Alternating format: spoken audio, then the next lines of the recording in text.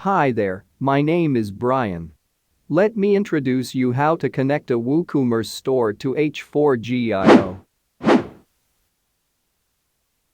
All what you need is an active H4G account and a subscription. Navigate at first to the dashboard. Drag and drop your slot to the dashed area. If you have subscribed for multi-compatibility, then select WooCommerce and click on the blue Continue button.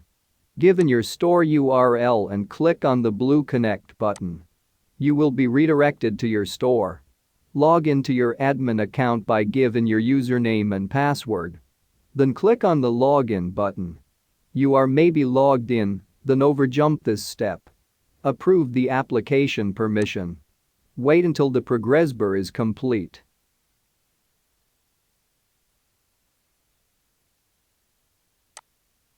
Your store is connected now to H4G.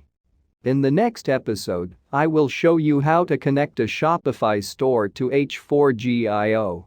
You can skip the next episode if you use WooCommerce.